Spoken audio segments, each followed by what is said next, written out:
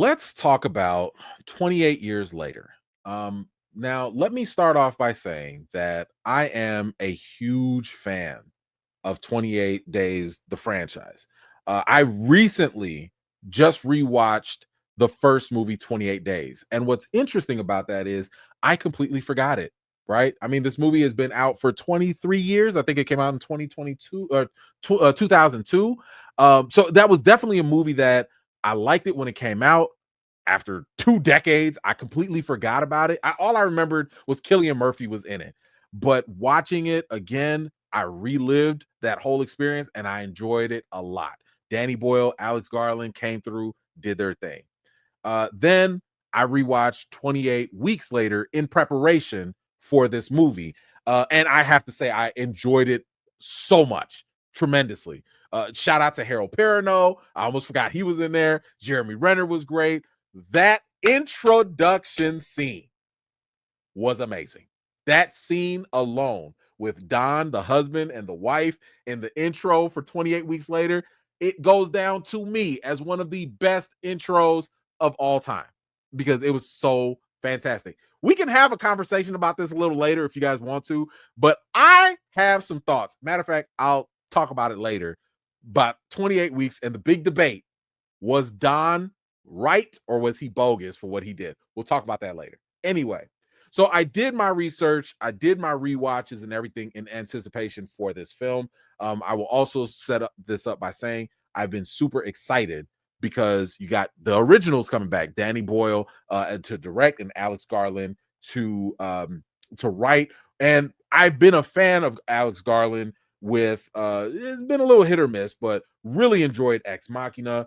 I enjoyed Civil War for the most part, and I loved his latest entry, Warfare, as well. So the fact that, and of course, 28 days later. So the fact that he was coming back to do 28 years later, to team up, this to me was the best way to set all this up. And I was here for it. So let's start this review off with the intro, or at least a quick intro. And it starts off basically with a group of survivors are a group of survivors of the rage virus. They live on a small island. When one of the group, they leave the island on a mission into the mainland, he discovers secrets, wonders, and horrors that have mutated not only the infected, but other survivors. Yikes. So let's kind of talk about the good that I liked about this movie. So, first and foremost, I think that the opening, once again, is perfection. Like, I loved the way they opened up this movie. They do not hold back. The fact that they started this movie off the way that they did, I think it perfectly set up the tone of like, okay, if we can go here with it, you can expect that a whole lot of other stuff is gonna hit the fan. So I was down for this, loved it. I also really enjoyed the world building that they had in this movie. So Alex Garland, I think, does a really, really good job of creating like this world where you get a hint of a wider global structure that's going on. You get maybe some political maybe societal things or aspects that draw bigger questions, and they create more mysteries that can kind of give you a better sense of scale of how big and what's going on with this world. And it kind of leaves you in the position where you just want to know more. I know I had a whole lot more questions, and I was like, okay, you're telling me this happened with society after so many years. You're telling me this is what's developing. Give me more. Give me more. So I think that the other aspect that was lovely, and I really, really enjoyed this, was how they were able to raise the bar when it came to the infected. So the closest example I could give you is probably in The Last of Us. If you've watched The Last of Us, you know that the infected people, they're shown a certain way, but as you go further into the season, you see that there are levels to this, right? In The Last of Us, you had the regular infected, you had the stalkers, you had the bloaters, all of that. I love how they took a similar approach in this movie. And when I tell you, alphas are wild. Like, The concept of alphas in this movie had me going. These things were scary. These things were intense. These things were probably the scariest things I had seen in a long time. And I'm just going to say that what I loved was how much of a challenge they posed to to the characters and stuff. I loved it. I thought that they um presented a unique challenge for the characters. And let me just say that this scene right here is probably one of the best scenes in the entire movie. You'll know it when you see it. But when I tell you, this thing literally had me on the edge of my seat. And let me also say that the cinematography and the visuals are so beautiful. I mean, even this shot right here is fantastic. I loved how they used the different camera angles to heighten the suspense, to really make these new infected even more terrifying. I mean, look at a shot like this. By the way, that scene also with the house, with the closed hallways, it kind of gives you this claustrophobic feel. But the fact that you had the characters in these high intense type of moments, I'm literally on the edge of my seat. Like I'm sitting here like, ooh, ooh, ooh, ooh, ooh. Like what's going on? What's that? What's happening? Loved it. Love, love, loved it. So you had the visuals, you had the infected, you had all that stuff working. I liked even the action scenes, especially when they're, fighting and stuff. I thought the action scenes were shot very well. You had some really dope moments where, they're using bow and arrows and they're pausing the camera, they're rotating the camera just so that you can see the high speed action and stuff. Fantastic. Fantastic. So for me, that is where the movie was really good. You had good world building, setup. You had good characters. Especially I did like Aaron Taylor Johnson. I thought the action was done very well. The cinematography was fantastic. The story, the lore really did a good job of evolving and moving forward. And then we get to the bad. So when it came to the bad, I'll start with the minor stuff first. And this is nitpicking. So I'm admitting that this is nitpicking, but I don't think that some of the flashbacks were necessary. There were certain flashbacks and cutscenes of different things of like, knights in medieval wars or, modern day armies and stuff. I felt like that's where the movie was starting to get a little bit too, I wouldn't say art housey, but it was kind of like we don't really need this. I understand the metaphoric stuff that it was going for. I understood the thematic, allegory and all those things that it was trying to parallel. But to me, as a horror fan in this genre, in this franchise, I don't think any of that was needed. It's one of those things where it's like, again, I get it. You're trying to be a little creative with it. But after the first two movies that didn't do this, you don't need to add this in now. So some of those cutscenes, I think they could have just cut out. Um, I think one of the more frustrating things with this film with me was I don't think they did a good job with the talent that they had here. They had some great actors here. I mentioned Aaron Taylor Johnson, fantastic action, kind of guy who can do those physical scenes. I thought he was wasted. Great in the first half, completely. He's just gone after that. Jack O'Connell, we just saw him off of Sinners, right? He was Remick, in the Sinners. You barely get him. You barely get him. I'm like, why is he even here? Whatever. Um, I think that probably one of the bigger misuses might have been Jodie Comer. She plays the mother in this. I did not like how they handled her character. There were some issues with her story that felt like it felt as though we were going to get something unique from her.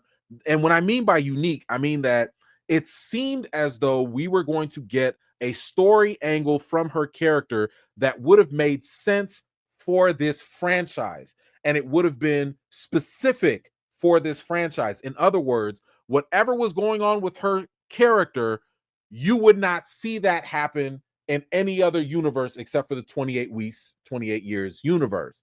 So when we do find out what's going on with her, I thought it was a little bit anticlimactic. I thought that I understood it, but I was like, man, what a wasted opportunity for something that you built up to kind of just give us just that. And then I think the biggest drop was for characters and actors probably had to be with Ray Fiennes. What about, I mean, this is a fantastic actor and a wonderful, intriguing character that, in my opinion, was very unsatisfying. I mean, again, the movie hypes the character up to be something or someone that I thought was like, oh my gosh, I can't wait to meet this person. And it's not like they were completely boring or anything like that, but to me, the character did not live up to the hype that the movie tried to elevate him to be. So that to me was really dissatisfying, did not work out. And I don't think that it cashed in on the promise. And I think overall, the biggest problem with this movie for me was the third act. As I mentioned in the good areas, the first two acts of this movie are phenomenal. They are just so good. The action, the suspense, all of that worked perfectly. It's the moment we meet this guy. And I wouldn't even say when we meet him, it was a little bit before that. I would probably say the train scene is probably where this movie started to go downhill for me. The train scene.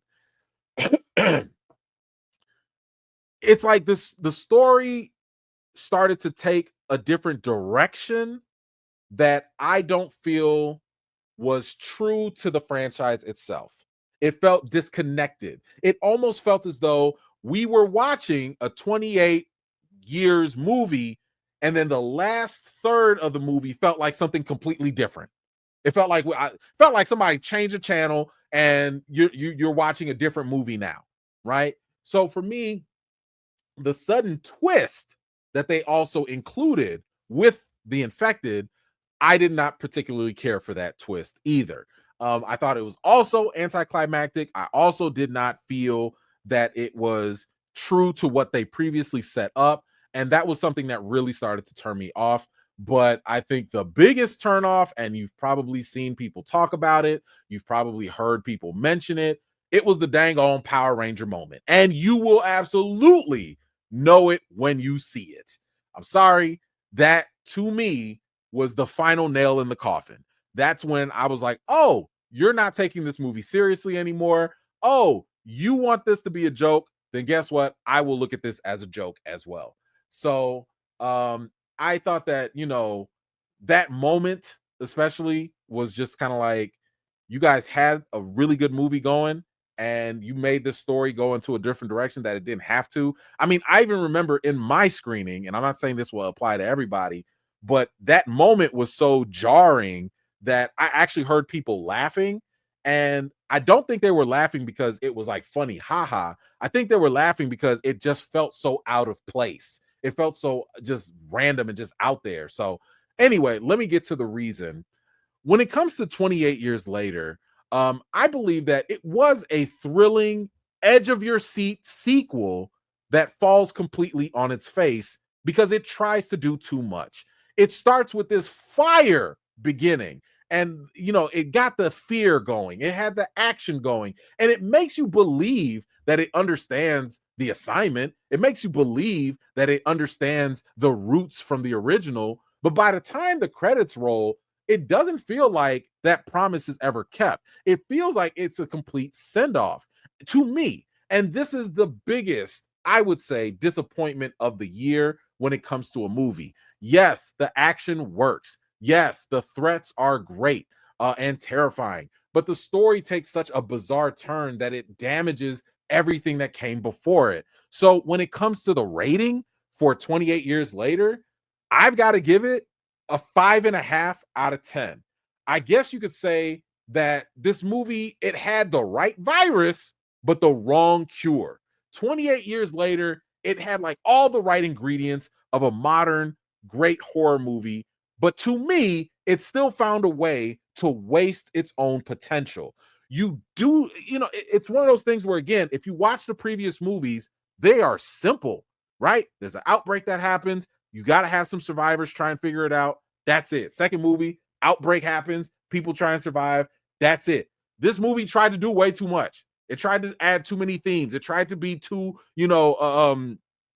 I don't know, like it tried to get in its own head so much. Like it tried to be too philosophical at times. And it was just like, yo, this is no longer entertaining for me. So anyway, I would just say that you do not have to rewatch the previous films. Although I do think that those other films were better. If I had to rank the 28, years, days, movies, I would say that 28 weeks is the best. Then you have 28 days, and then all the way at the bottom, you got 28 years. And there is a sequel that's coming up. The sequel is going to be The Bone Castle, I believe. That is going to be directed by Nia DaCosta, and I hate this for her. Because right now I feel so unmotivated to keep watching this, because the other thing is I have trust issues if Alex Garland is going to keep writing this, because now I'm just like, I don't know, man. Like, you shaking my confidence now with this movie and these little twists and turns that you're doing. And I hate the fact that Nia DaCosta has to once again be served up an opportunity with a film that may or may not pan out for her. Now, here's the thing. Right now, as I'm doing this video, 28 years later is sitting at a pretty high Rotten Tomatoes score. Like, it's 90% or something like that. Listen, that's fine, right? I know that my take might not be in the majority, but for me, because that's all I can speak for, that ending did not work. And maybe the ending is going to be divisive for some other people. And as I've told y'all before, there are two types of people that like the journey more, or people that like the destination more. I like the destination more. In other words, if there's a very good journey, but the destination sucks, I'm not going to have the best time. Other people will enjoy a really good journey, and if the destination sucks, it's okay.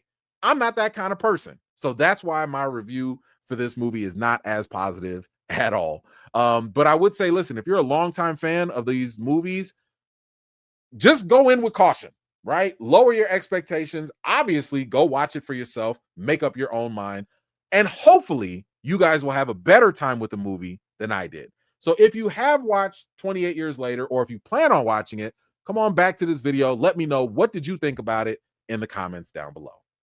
Thank you so much for watching. This was just a segment of one of my live chats, and if you're interested in joining in on the next one, be sure to subscribe and turn on your notifications for more. I've got more videos and reviews to do for you all, and until next time, I'll see you all later.